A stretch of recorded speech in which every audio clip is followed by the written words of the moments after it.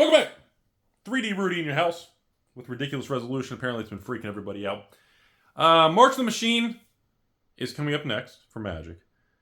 And yet, the set after March of the Machine, called Stepmom Aftermath, March of Machine Aftermath, Stepmom Aftermath. So, everyone's pretty pumped about the new Stepmom set. Okay? There's not really any arguing on that. People are excited about these multiverse cards, the multiverse inserts. There's even a serialized versions, which apparently are going to have exclusive artwork on some of these cards. People are excited about it. The new Commander 5 deck annual set comes out at this time. People are really excited about it. There's not really much drama and to discuss. Now, in the last 72 hours, on the other side of the coin, the Stepmom Aftermath Magic the Gathering set, which comes out way after, this is, in the future. People are saying, Rudy, are you seeing what's happening on Amazon's Hasbro and Papa Bezos website? And yes, apparently, Wizards is deciding, okay, I want to break this down. So the market believes right now that the Stepmom Aftermath little mini epilogue booster box, not the next Magic set, the one later, is already being pre-dumped on Amazon before the product even comes out. That's essentially what's happening. Okay? People believe that Hasbro's to the point now, they are pre-dumping the dump before the product releases that we can dump. Welcome to modern era of Magic the Gathering, right? First of all, the Stepmom Aftermath Epilogue Little Booster Box is not a full-size box.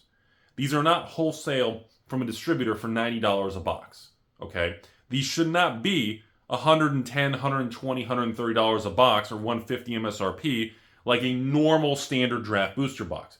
The Stepmom Aftermath Epilogue mini box has less packs. It's like a little square. It's like half the size. And the wholesale price, I think, is like $65. I think maybe 60, between 60 and 70. So I would assume these boxes should be like, 85, 95, $100 a box. So Amazon and Hasbro tend to put up these early products. And they'll put them at 100 and 100. They tend to put them at a higher price than what they should be. Then as we approach, because Amazon's price lock guarantee, Bezos thing, they slowly shave down the price. No giggities, but they shave down the price. So there's a lot of turmoil and a lot of conversation happening on why on earth would Magic dump their own product on a product that it's not even the next release. It's the release after the next. They're pre-dumping the dump before the dump of the next second dump. Like it's just a meme at this point. No one takes Hasbro Wizards seriously. It's no different than everybody making fun of me for selling, Yu-Gi-Ohs and Pokemons and Metazoos and Flesh and Bloods and One Pieces and Sorceries and Stepsister.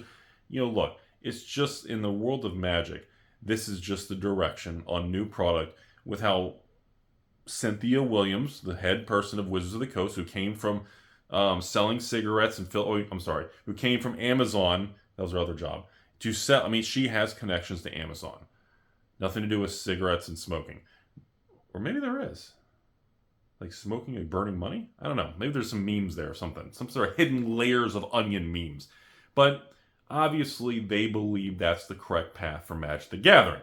Now, whether or not these people know what they're doing, know what's best for Magic, or have any clue like that, that is up for the debate. But according to most of you all, there's not a debate. It's just a meme and a joke at this point. So yes, the Stepmom Aftermath Epilogue box, which comes out not even the next set, the following Magic set, has been reduced on Amazon. I do not consider an Amazon price cutter deal an Amazon dump unless the price point goes below store and wholesale pricing. So moving the box to $90 or $85 or $89 while that's getting to the point, it's like stores aren't going to make money anymore, it's not to the point where it's like they're blowing out their own product yet. So I consider this a markdown on a product, but I don't consider this a fire sale Amazon dump. I think, unfortunately, when I've been made so many videos in Q4 of last year using the term Amazon dump, because after what happened with the very first dump, which was the Midnight Hunt Crimson Vow collector boxes and some draft. They took $200 and $250 collector boxes and slash them to like 70, 80 bucks. That, when you take a $200 item and you crush it 70%, that's a dump. When a store, if I have to call up a distributor, pay all my overhead and costs of locations and stores and offices and warehouses, and I got to call a distributor, and I got to pay $180 for a collector box for a normal set. And Amazon and Hasbro Direct, like, no. You don't need all that stuff. And they dump them for 70, 80. Well, that is a dump because it completely nukes the market, destabilizes it, destroys consumer confidence, and everybody runs for the hills, and you completely destabilize it, and it's going to permanently damage that product line. There is no time frame that Midnight Hunt and Crimson Vow collector boxes will ever not be remembered for the original Amazon dump. That will always be a thing. As time goes on, it'll be less relevant, and it won't feel as bad because we're all older and we forget things, and I don't know what I'm talking about. But as time goes on, it's, no matter, even when that pain or that drama subsides, it's still always, it happened. There's no way to erase an event on a timeline. So I wanted to comment on this. Yes, I find it very, I guess just straight up stupid that a company who's making products is pre-cutting and pre-discounting a product that doesn't even come out until like 2 sets away. But at the same time, it's so stupid. Only a company like Hasbro and Wizards of the Coast could do something like that in modern times. Like, could you imagine if Pokemon or Flesh and Blood or MetaZoo or even the new Sorcery or One Piece, can you imagine? Even if Yu-Gi-Oh! If Konami, everyone's favorite company, or Bandai, can you imagine if some other company came out and said, hey, Rudy, we got a new set coming later this year. We're going to go ahead and we're going to tank the price on Amazon before stores and you guys can sell it. Like, can you imagine any other industry doing that? Like Nintendo or Sony or releasing a new PlayStation or a new Xbox or a new Mario or Zelda, and they crash the price 6 months before it comes, like, or not 6 months, a couple months before it comes out, 2 months before. Like, can you imagine how ridiculous that sounds? But that is modern day Hasbro Wizards of the Coast. That is what happens when you put people in charge who don't deserve to be in charge. Do I think Chris Cox should not work in the company? No, I think he should work there. He's proven that he's a smart dude. But he shouldn't be CEO. How on earth Cynthia Williams, from slinging cigarettes and tobacco to Papa Bezos' back room, to become a CEO of a card game company that when she talks to Wall Street, she has to read Wikipedia to tell people, like, that's just the world we're in, folks.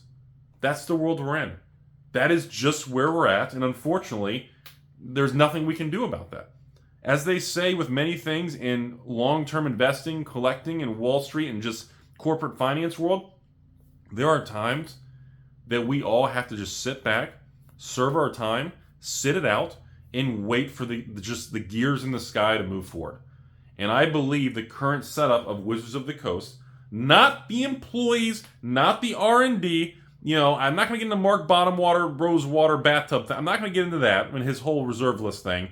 But overall, I would say 95% of the people who work at Wizards design the art, the mechanics, the box art, the packaging, even the financial crazy wizards that are working at Wizards in the back room, calculating secondary market. They do it, but they can't legally acknowledge it. I don't think 95% of the people at Wizards are bad people or should lose their job. Overall, they make beautiful cards. They make unique products. They have proven they can innovate in the long term. But the problem is, just like everything in life, that small, loud, stupid 1% at the top of this company is just, they are so disconnected. They are so disconnected. And we have to wait. There's only 2 possible outcomes to all this stuff with Wizards of the Coast, 18 million variants, and everything they're doing with the higher prices. We're in the era of serialized cards. There's only 2 possible futures for Magic. A, Magic crashes and everything goes to zero, and none of this matters anyways, and this channel will just disappear because everything's be zero and I'll be bankrupt anyways. If you guys need me, I'll be at the Wendy's at the corner slinging Big Mac. Wait. Tell me you don't go to fast food, Rudy, without telling me you don't go to fast. What is Wendy's? They don't do Big Macs. Whoppers? Burger King. Shit. Unless it's Chick-fil-A or tacos. I don't really know. Sorry.